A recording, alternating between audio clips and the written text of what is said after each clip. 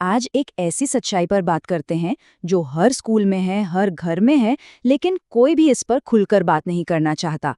ये माता-पिता और टीचर्स के बीच की एक अनकही खींचतान की कहानी है, जिसे हम सब कहीं ना कहीं महसूस तो जरूर करते हैं। चलिए, आज इसमें थोड़ा गहराई से उतरते हैं। तो ये है वो अनकहा सच, एक ऐसा संघर्ष जो हमेशा पर्दे के पीछे चलता रहता है। एक तरफ है पेरेंट्स, दूसरी तरफ है टीचर्स, और इन दोनों के बीच में पिस रहा है बच्चे का भविष्य। और इस पूरे संघर्ष के बीच में सवाल बस एक ही घूमता रहता है कि भाई गलती किसकी है, सही कौन है? क्या टीचर अपनी जिम्मेदारी ठीक से नहीं निभा रहे या फिर पेरेंट्स सहयोग नहीं कर रहे हैं? और देखिए, होता यही है, दोनों ही पक्ष अपनी अपनी जगह ठीक महसूस करते हैं। हम कहते हैं टीचर्स अपना काम ठीक से नहीं कर रहे हैं, और टीचर्स को लगता है कि पेरेंट्स कोऑपरेट ही नहीं करते। ये एक ऐसी रस्साकशी है जिसका कोई अंत नजर ही नहीं आता। पर अगर हम इस आरोप प्रत्यारोप के खेल से एक कदम पीछे हटकर देखें तो एक बहुत कड़वी सच्चाई सामने आती है।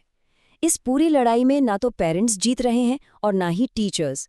इस खींचतान में अगर किसी का सबसे ज्यादा नुकसान हो रहा है तो वो सिर्फ और सिर्फ बच्चे का है। तो चलिए ये समझते हैं कि ये नुकसान आखिर हो कैसे रहा है और क्यों हो रहा है। इसे समझने के लिए हमें बच्चे की जिंदगी के दो सबसे मजबूत पिलर्स यानी घर और स्कूल, इनकी भूमिका को देखना होगा। देखिए, एक बहुत सीधी सी बात है। एक बच्चा दिन के सिर्फ 4 या 5 घंटे स्कूल में रहता है, लेकिन उसकी बाकी की पूरी दुनिया, उसकी नींव, उसकी पर्सनालिटी, वो तो घर में ही बनती है। टीचर रास्ता दिखा सकता है, लेकिन वो जो फाउंडेशन है वो तो हमेशा घर से ही तैयार होती है। लेकिन तब क्या होता है जब ये बुनियाद घर से ही हिलने लगे? जमीनी हकीकत जो आजकल हो रहा है वो हमें सच में सोचने पर मजबूर कर देती है। जरा पेरेंट टीचर मीटिंग्स को ही देख लीजिए। अक्सर पेरेंट्स वहां सुनने के लिए नहीं, बल्कि अपनी बात सुनाने के लिए आते हैं। टीचर अगर कोई फीडबैक देता है, कोई सुधार की बात करता है, तो उसे एक पर्सनल अटैक की तरह ले लिया जाता है। और सबसे खतरनाक चीज तब होती है जब बच्चे के सामने ही टीचर को गलत साबित कर दिया जाता है। अब जरा सोच कर देखिए, जब एक बच्चा अपनी आंखों से ये देखता है कि उसके पेरेंट्स, जिन्हें वो अपना सब कुछ मानता है, वो ही टीचर की बात को या तो इग्नोर कर रहे हैं या फिर उनकी डिसरिस्पेक्ट कर रहे हैं, तो उस बच्चे के दिमाग पर क्या असर पड़ता होगा? इसका नतीजा बिल्कुल सीधा होता है। बच्चे के मन से टीचर की अथॉरिटी खत्म, उनके लिए रिस्पेक्ट खत्म, और फिर क्लासरूम में डिसिप्लिन का तो कोई मतलब ही नहीं रह जाता। और फिर वही बच्चा क्लास में रूल्स तोड़ने लगता है।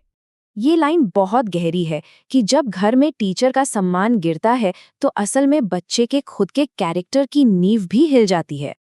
इस प्रॉब्लम को सॉल्व करने के लिए ना एक बहुत बड़े माइंडसेट शिफ्ट की जरूरत है।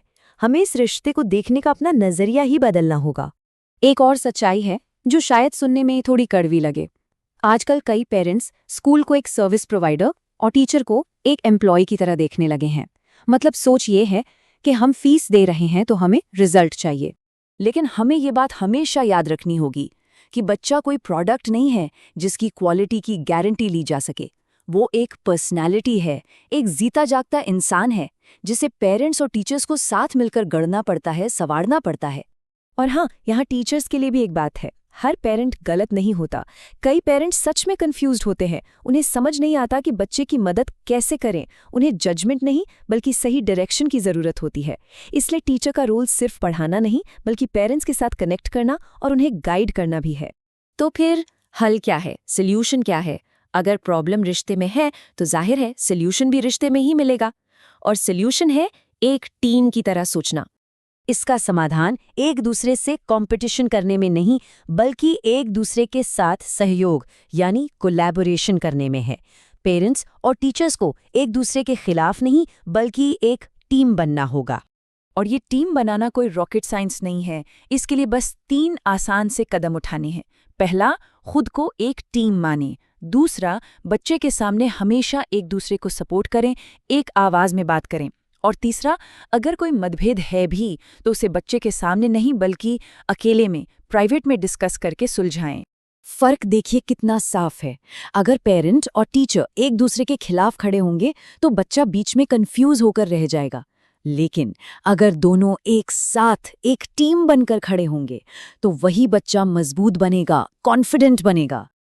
आखिर में बस ये एक बात याद रखनी है, किसी भी बच्चे को कामयाब बनाने के लिए घर और स्कूल का एक होना, एक ही भाषा बोलना बहुत बहुत ज़रूरी है, वरना वो बच्चा इन दो अलग-अलग दुनियाओं के बीच में बिखर कर रह जाता है। इसलिए अगली बार जब किसी टीचर से मिलने का मौका मिले तो दिमाग में ये सवाल लेकर बिल्कुल मत जाइए कि कौन सही है और कौन गलत। इसकी बजाय एक नया सवाल पूछिए, हम दोनों मिलकर इस बच्चे के भविष्य को बेहतर बनाने के लिए क्या कर सकते हैं? क्योंकि यकीन मानिए, जवाब इसी एक सवाल में छिपा है।